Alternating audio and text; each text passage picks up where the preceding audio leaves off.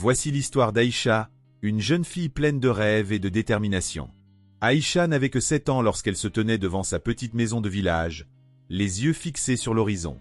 Avec ses cheveux afro et son visage d'enfant, elle rêvait déjà de devenir présidente de son pays. Sous la douce lumière dorée du coucher de soleil, son cœur débordait d'espoir et d'ambition. Elle savait, dans son fort intérieur, qu'un grand avenir l'attendait. Mais tout le monde ne partageait pas son rêve. Autour d'elle, les autres enfants du village la regardaient avec moquerie, riant de ses grandes ambitions. Même les adultes secouaient la tête en signe de doute. Pourtant, Aïcha restait calme, son regard fixé sur ses rêves.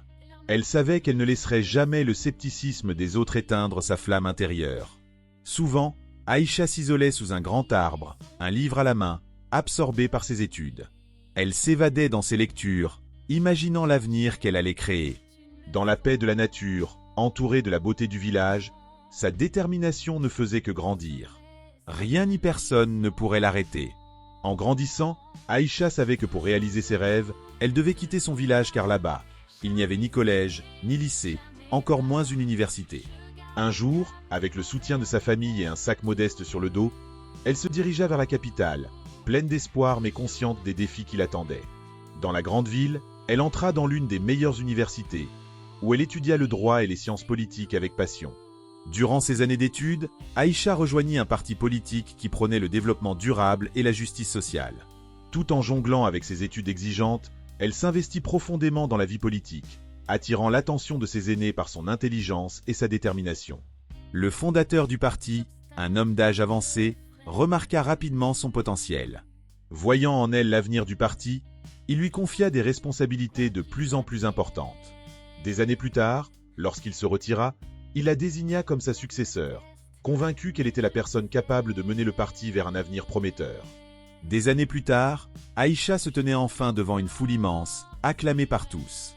Elle était devenue la leader qu'elle avait toujours rêvé d'être. Enveloppée dans une tenue formelle, symbole de son rôle de présidente, elle souriait, le regard fier et plein d'espoir pour l'avenir.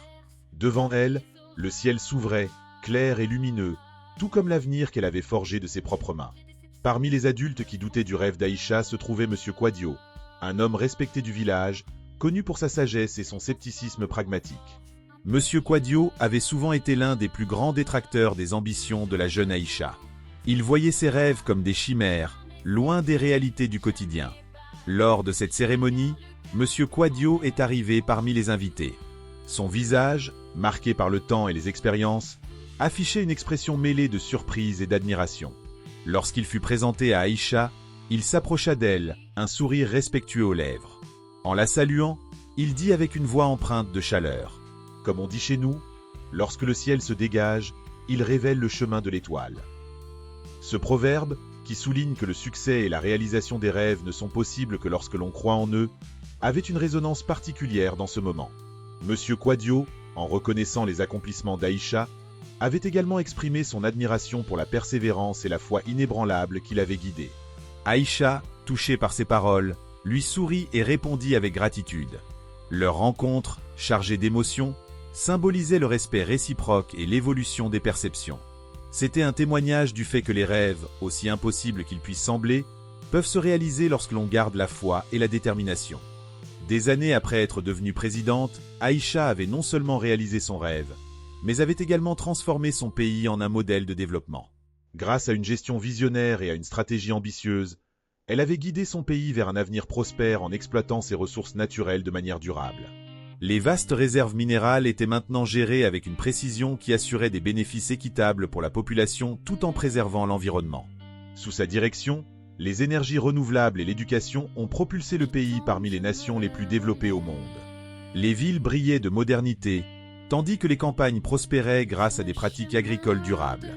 Au milieu de ce bouleversement, Aïcha a rencontré Babacar, un homme d'affaires milliardaire dont l'ascension avait été marquée par des défis considérables. Né dans la pauvreté, Babacar avait construit un empire commercial grâce à sa persévérance et à son esprit d'entreprise.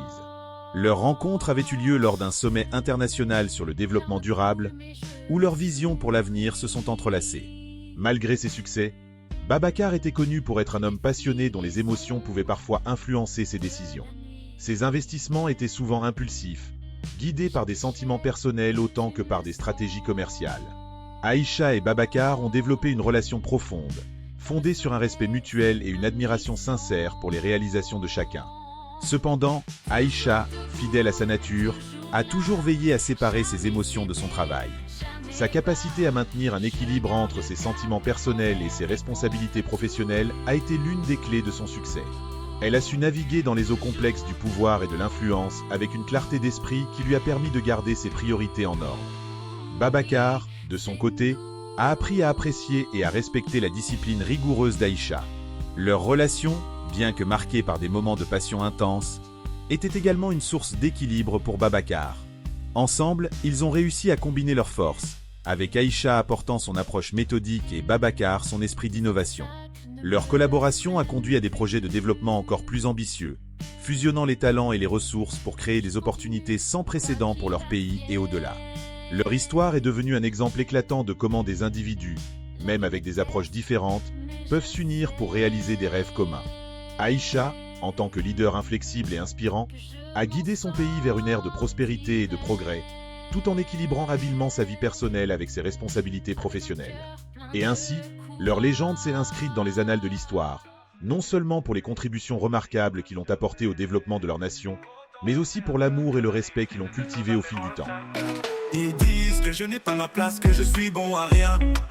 Mais je me lève chaque jour, je combats le destin.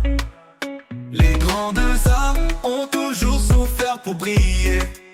Je marcherai dans leurs pas, rien ne peut m'arrêter. Je suis digne des grands hommes, des grands penseurs. Mon cœur bat fort, alimenté par l'ardeur. Je prouverai que je peux atteindre les sommets. Mon mot résonnera comme un chant de liberté.